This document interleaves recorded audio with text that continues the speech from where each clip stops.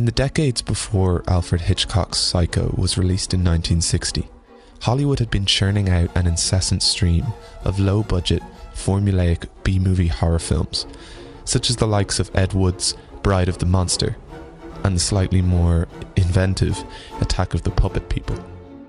With these films came a sense of predictability and comfort for audiences that allowed them to dip their toes into the fear of the unknown.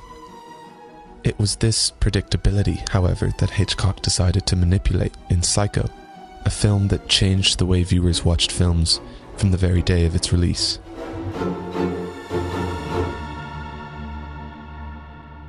I want to examine Psycho, therefore, under the theme of expectations. Hitchcock took classical narrative conventions of structure and character representations and exploited them to the point where viewers were almost more horrified by the shift in familiarity than the actual horror itself. In Edward Brannigan's book Narrative Comprehension in Film, the concept of a narrative schema is introduced as a 7-step structure for classical narratives.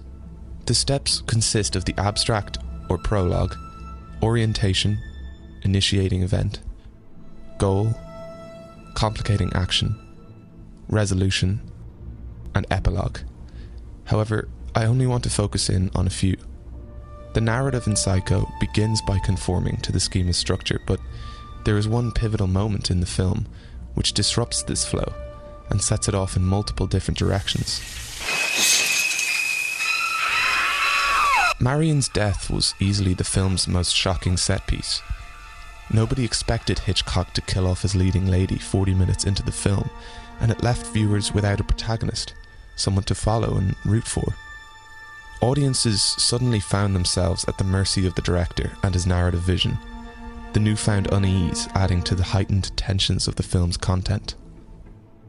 It's at this point that we start to see multiple initiating events, goals, and complicating actions spring up. For example, we follow Detective Arbogast's personal narrative, including his own initiating event. I'm a private investigator. Where is she, Miss Crane? Goal. Well, you see, I'm looking for a missing person. And complicating action. However, Hitchcock doesn't just experiment with expectations of plot. He also manipulates audiences' perceptions of characters. In Film Art and Introduction, David Bordwell states, "We're quick to assign traits to characters on screen, and often the movie helps us out."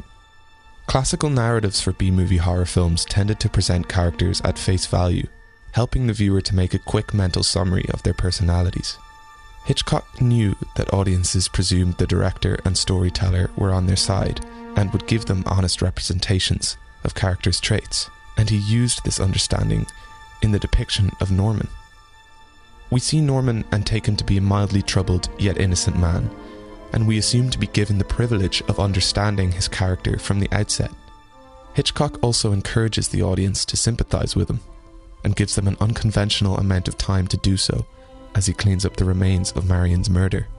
He employs a similar act of misdirection when Sam and Lila inquire about Norman's mother being in the house, and the sheriff responds saying, "Well, if the woman up there is Mrs. Bates, who's that woman buried out in Green Lawn Cemetery?"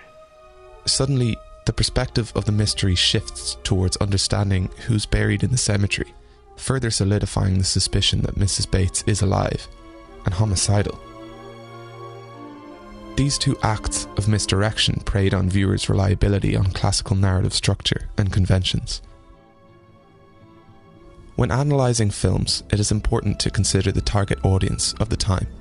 In the case of Psycho, it is most likely a 1960s American citizen, and this is what made the film so successful and influential. They had simply never seen anything like it. For a 21st century viewer, a lot of the elements of Psycho's narrative structure may seem familiar and overdone. The mystery killer, the psychopath, the killing off of main characters. But that is because if you trace back the tropes, they will all lead to the same place.